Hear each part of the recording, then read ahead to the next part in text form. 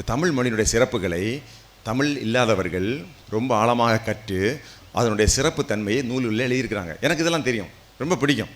சொன்னாங்க, ஒரு தமிழ் அறிஞர் ஒரு ஆள் இங்கிலாந்திலிருந்து வந்து இந்த கன்னியாகுமரி அந்த திருநெல்வேலி மாவட்டத்து பக்கத்தில் வந்து 40 வருஷம் தங்கியிருந்து தமிழ் மொழியினுடைய சிறப்பை எல்லாம் ஒரு நூலாக எழுதியிருக்கிறாரு.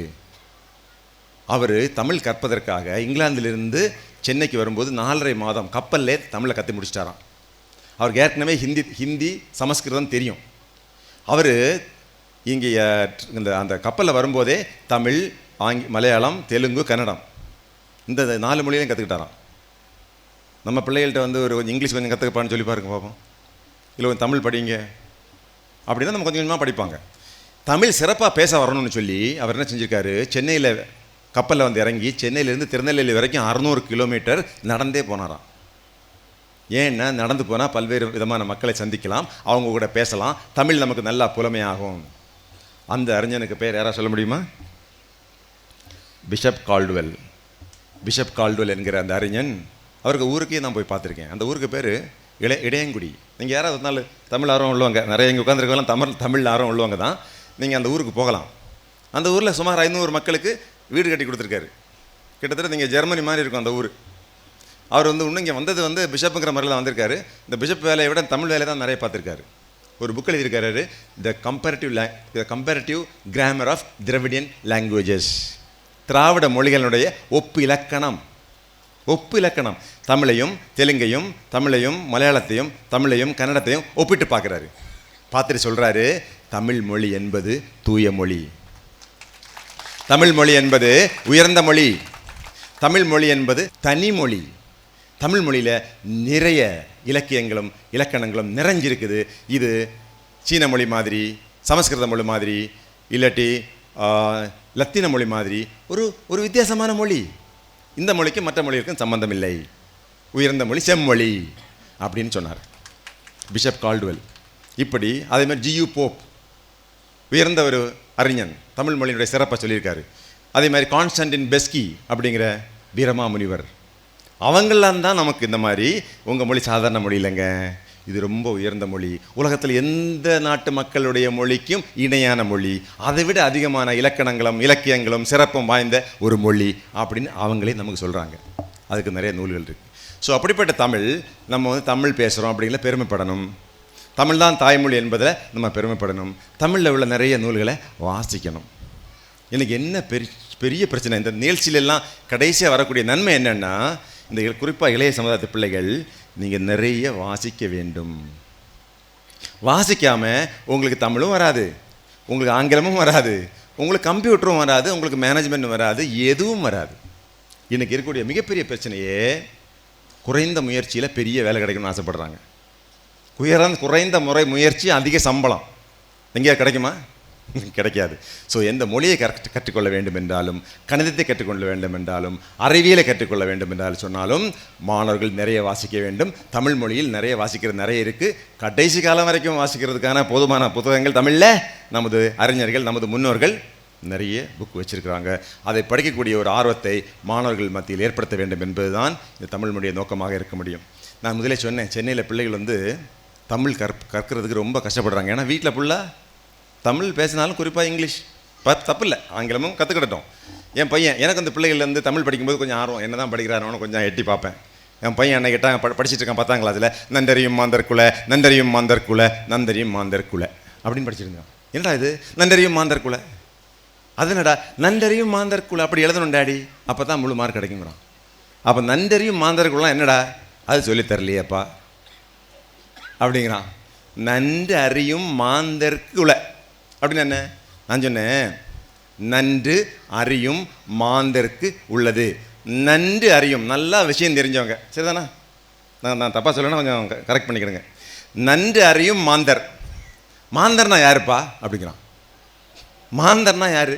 மாந்தர்னா மனுஷன்டா, அதை மனுஷனே சொல்லிட்டு போகலாமா, ஏன் மாந்தர்னு சொல்கிறீங்கன்னு கேட்குறான் அவன். நன்றறியும் மாந்தர்க்குள்ள அப்படின்னா நன்றறியும் மனிதருக்கு உள்ள அப்படின்னு அர்த்தம். அப்படி சொல்லிட்டு போக வேண்டியதுனையா? ஏன் நான் சொன்னேன் மாந்தர்னா என்னன்னு கேட்டான். நான் சொன்னேன் பேந்தர்னா என்ன? பேந்தர்னா சிறுத்தை புலி, மேந்தர்னா மனுஷன், மேந்தர் இங்கிலீஷ் தானே. அப்போ திடீர்னு நம்ம தமிழ் அறிஞர்கள் என்ன பண்ணுவாங்க, தமிழ்ல இருந்து ஆங்கிலம் வந்திருக்கு பார்த்தீங்களா. மேன், மாந்தரங்கிற வார்த்தையில் தான் மேன்தர்னு வந்து போச்சு. நம்ம முன்னோர்கள் மேந்தரன் மாந்தரன் சொன்னாங்க, இப்போ இங்கிலீஷ்காரன் மேன் சொல்கிறான் அப்படின்னு கொண்டு வந்துருவாங்க. அது தேவையில்லாதது. அப்போ நான் அந்த பாட்டு என்னென்னு பார்க்கும்போது அது மிகப்பெரிய தத்துவம். திரிகடுகம்னு ஒரு புத்தகம் இருக்குது. திரிகடுகம்னா அந்த பாட்டிமாருக்கெல்லாம் தெரியும். சுக்கு, மிளகு, திப்பிலி மூணையும் சேர்த்து சாப்பிட்டா நோய் சரியாக போகும்னு நம்ம முன்னோர்கள் நம்பினாங்க. நல்லாதனார்னு சொல்லி 2000 வருஷத்துக்கு முன்னாடி ஒரு சிறந்த தமிழ் அறிஞர் இருந்திருக்கிறாரு. அவர் தான் 100 பாடல்கள் எழுதியிருக்காரு. அந்த பாடலுக்கு பேர் தான் திரிகடுகம். அதில் ஒரு பாடல் தாங்க இது. சரி படிடான்னு கேள்வி படிக்க சொன்னேன். அதில் வருது எப்படி சொல்கிறாங்கன்னா, இல்லார்க்கென்று ஈயும் உடைமையும் இவ்வுலகில் நில்லாமை உள்ளும் நிலைப்பாடும் எவ்வுயிர்க்கும் துன்புறுவு செய்யாத தூய்மையும் இம்மூன்றும் நல்லறியும் மானர்குல. நல்ல மனிதன், அறிவார்ந்த மனிதனுக்கு 3 முக்கியமான குணங்களை சொல்கிறாருங்க. இன்னைக்கு இல்லை, 2000 வருஷத்துக்கு முன்னாடி. அது எப்படிப்பட்டதுன்னா, எல்லாருக்கும் ஒன்று ஈயும் உடைமையும். நீ ஏழை மக்களுக்கு கொடுக்கக்கூடிய வகையில் உங்ககிட்ட எவ்வளவோ சொத்து இருக்குது. இப்போ டாக்டர் பசுபதி கிட்ட இப்போ 2 கோடி ரூபாய்க்கு சொத்து இருக்குன்னு வச்சுக்கங்களேன். அவட 20 கோடிக்கு இருக்கும். அதை விடுங்க, 2 கோடிக்கு இருக்குது. இந்த 2 கோடியில் ஏழைகளுக்கு அவர் ஒரு 1 லட்சம் ரூபா கொடுப்பாரு. அப்படின்னா அவருக்கு சொத்து வரும் 1 லட்சம் தாங்க, அவரை பற்றி கவலைப்படாதீங்க அப்படிங்கிறாரு. உங்களுக்கே சொல்லலை, மற்றபடி ஏதோ ஒரு ஆள் பெரிய பணக்காரன் இருந்தால் கூட அந்த பணமெல்லாம் அவனுக்கு மதிப்பு மரியாதையும் கொடுக்காது. அவனால் பிரயோஜனமும் இல்லை. நான் தான் போலீஸ் டிபார்ட்மெண்ட்டில் பார்க்குறேன்ல, சொந்த பெத்த பையனே கொடுக்க மாட்டேங்கிறான் பணத்தை. உங்களுக்கு வேணால் கொடுத்துறேன் சார், என் பையனை கொடுக்க மாட்டேன்றான். அன்றைக்கி ஒரு பெரியவர் நீங்கள் வேணா எடுத்துக்கங்க, நான் கோயிலுக்கு வேணா கொடுத்துட்றேன், என் பையனுக்கு கொடுக்கவே மாட்டேன். கொடுக்க மாட்டேங்கிறாங்க. வீட்டில் வேலை பார்க்குற ஒரு ஆயா அம்மா கூட ஒருத்தவங்க கொடுக்க மாட்டேங்கிறான், பணக்காரன் எல்லாம். அப்படி இருக்கானோ? நான் உண்மையில சொல்ல 31 வருஷம் போலீஸ் டிபார்ட்மெண்ட் வேலை பார்த்து சொல்கிறேன். நிறைய பேர் பெரிய கஞ்சனாக தான் இருக்கான், கொடுக்கவே செத்தாலும் கொடுக்க மாட்டான். அதனால் ஆதனார் பெரியாதனார் என்ன சொல்ல, தமிழ் அறிஞர் 2000 வருஷத்துக்கு முன்னாடி சொல்லாருன்னா, எல்லாருக்கொன்று ஈயும் இடமையும். அவன்கிட்ட சொத்து இருக்குன்னு சொல்லி எவன்கிட்ட மேலே மயங்கிறாத, அவனுக்கு மரியாதை கொடுக்காது, அவன் பிரயோஜனமே இல்லை, அவன் செத்தாலும் கொடுக்க மாட்டான். அவன் ஏழைகளுக்கு என்ன கொடுக்க வச்சிருக்கிறானோ அது 100 ரூபா இருந்தால் அவனுக்கு ஒருத்தர் 100 ரூபா தான், வெறும் 100 ரூபா தான் கொடுப்பான். மீதியெல்லாம் செத்தோட போயிடும், அவ்வளோதான். அவ்வளோ மதிப்பு தான் கொடுக்கணும். ஸோ மக்களை மதிப்பிடும் போது நீ எத்தனை பேருக்கு உதவி செஞ்ச, உன் சொத்தை எத்தனை பேருக்கு கொடுத்த, அதை வச்சு தான் நான் மரியாதை கொடுப்பேன்றான் தமிழன். எல்லாருக்கும் ஈயும் உடைமையும் இவ்வுலகில் நில்லாமை உள்ளும் நினைப்பாடும். நம்ம தமிழ் அறிஞர் நம்ம முதியோரை சொல்கிறான், இந்த உலகத்தில் எதுவுமே நிரந்தரம் இல்லைங்க. நீங்கள் பார்த்துட்டு இருக்கீங்களா என்ன நடக்குதுன்னு சொல்லி? ஏதாவது நிரந்தரமாக இருக்கா? இன்றைக்கி நல்ல பணக்காரனாக இருக்கிறான், நாளைக்கு ரொம்ப பெரிய ஏழையாக போகிறான். இந்த பாருங்கள், ஒரு வைர வியாபாரி இப்போ ஆளையை காணோம், 11,000 நம்ம கோடி பணத்தை அடிச்சுட்டு நேற்றுக்கு வரைக்கும் அவனை எப்படி நம்ம பெருசாக நினச்சிட்டு இருந்தாங்க. எதுவுமே நிலைவாக இருக்காது. இன்றைக்கி சாதாரண ஆளாக இருப்பார், நாளைக்கு எனக்கு மாணவர்களுக்கு ஐஏஎஸ் பயிற்சி கொடுத்துட்ருக்கிறேன். சர்வசாதாரண மாணவர்கள், கிராமங்களிலிருந்து, விவசாய குடும்பத்திலிருந்து, ஏழை குடும்பத்திலிருந்து முயற்சியில் நேற்று வரைக்கும் ஒன்றும் இல்லாதவன் இன்றைக்கி கலெக்டர். நான் கண்ணால் பார்க்குறேனே, நிலமா மாறியாச்சே. ஒரு பிள்ளைகிட்ட கேட்டேன், அப்பா கூலி வேலை பார்க்குறாரு, அம்மா கஷ்டப்படுறாங்க, 2 மாடுங்க, 2 மாடு வச்சு எங்கள் அம்மா பால் கறந்து படிக்க வைக்கிறாங்க. உனக்கு எப்படிம்மா ஐஏஎஸ் படிக்கணும்னு ஆசை வந்ததுன்னு கேட்டேன். வான்மதி ஐஏஎஸ் எனது மாணவி. நேற்று கூட அந்த மாணவிகிட்ட மெசேஜ் கொடுத்தேன். சார், பெண்களாக இருக்கிறனால மதிக்க மாட்டேங்கிறேன் சார், ஏழைகளாக இருக்கிறாங்க போது மதிக்க மாட்டான் சார். எங்கள் அம்மா ஒரு கிளாஸ் கூட படிக்கலை, ஆனால் என்னை இன்ஜினியரிங் படிக்க வச்சுருக்கா சார். எனவே இந்த சமுதாயத்தில் ஒரு மரியாதையை வாழணும் அப்படின்னா எனக்கு ஐஏஎஸ் வேணும் அப்படின்னு சொல்லுது. நிலைமை மாறியாச்சா? அந்த பிள்ளைக்கு நிலைமை மாறியாச்சா இல்லையா? தகப்பனார் இப்போ இறந்து வேண்டாங்க கிடையாது, அந்த தாயார் இன்றைக்கி ஒரு கலெக்டருடைய அம்மா தானே. ஸோ நிலைமை மாறிடும். எல்லாரையும் சமமாக நடத்துங்கள். ஒரு ஆள் வசதி இல்லைன்னா அவனை கேவலப்படுத்தாதீங்க, அவங்கள மரியாதை கொடுக்காமல் இருக்காதிங்க. பெரிய பணக்காரனா போய் காலையும் விழுந்துடாத, அவன் நாளைக்கு கேன்சர் நோய் செத்து போயிடுவான். அவனும் பெரிய ஆள் கிடையாது, எவனும் பெரியவன் கிடையாது. தமிழன் சொல்லலாம் எல்லாரும் ஒன்று மாதிரி தான். பெரியாதனார் சொல்கிறாரு, இவ்வுலகில் நில்லாமை உள்ளும் நிலைப்பாடும். எதுவும் நிலையாக நிற்காது. எனவே நீயும் அதிகாரம் வந்த உடனே பயங்கரமாக சில அதிகாரிகளை பார்த்தீங்கன்னா திரும்பி பார்க்க மாட்டேங்கிறான். நாளைக்கு வாங்குறான் சார், ஒரு சர்டிஃபிகேட் வேணும்னா நாளைக்கு வாயா, அடுத்த நாளைக்கு வா, இல்லைங்க நாளைக்கு இப்படி தான், அதெல்லாம் அப்புறம் பார்த்துக்கலாம். பிடிக்கவே முடியல. ஒரு சின்ன பதவியில் வந்துட்டாங்கன்னா அவங்கள யாராவது போய் பார்க்க முடியுமா? ரொம்ப கஷ்டமாக இருக்குது. அவங்களுக்கு தனி பவர் வந்தாச்சு, அவங்களுக்கு அந்த அதிகார மமதை வந்துடுது. அது நம்ம நாட்டில் மட்டும்தானே இல்லை வெளிநாட்டுலாம் இப்படி தான் எனக்கு தெரிய மாட்டேங்குது. ஆனால் வெளிநாட்டில் கண்டிப்பாக இவ்வளோ தூரத்துக்கு இருக்காது. ஒரு ஒரு ஒரு அதிகாரம் வந்தவுடனே ஒரு பயங்கரமான மற்றவங்களை இம்சை பண்ணணும், வேலையை செய்யக்கூடாது. அன்றைக்கி ஒரு அலுவலகத்தில் போனால் அவன் சொல்கிறானா, இந்த பாதிக்கப்பட்ட நபர் ரிட்டையர் ஆனவங்கெல்லாம் எங்கள் ஆஃபீஸுக்கு வந்து அழுதுட்டு போனால் தான் சர்டிஃபிகேட் கொடுப்போம் அப்படிங்கிறான். என் சகோதரி தான்ப்பா கஷ்டப்படுறா கொடுன்னு சொன்னாலும் கொடுக்க மாட்டேங்கிறான்.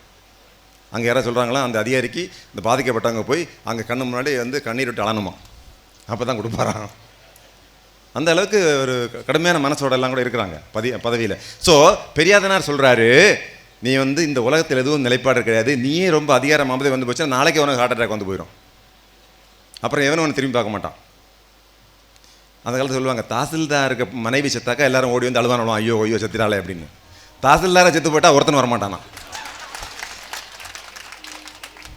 புரியுதா உங்களுக்கு? உலகம் அப்படி தான். நீங்கள் நல்லா இருக்கிற வரைக்கும் ஐயா ஐயான்னு சொல்லுவாங்க, கொஞ்சம் டவுன் ஆகி போட்டிங்கன்னா திரும்பி பார்க்க மாட்டான்.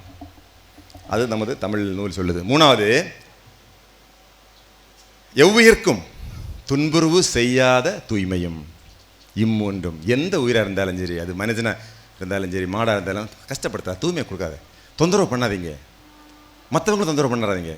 இப்போ என்ன நடக்குது நாட்டில், எப்படியாவது தொந்தரவு கொடுக்க முடியுமா அப்படின்னு பார்க்கக்கூடியவங்க நிறைய இருக்கிறாங்க. ஸோ அந்த நிலைமையில் இருக்கக்கூடாது. மற்றவங்களுக்கு தூய்மை துன்பங்கள் சொல்லாமல் இருக்கிறது தான் நல்ல பண்பு அப்படின்னு பெரியார் சொல்கிறாரு.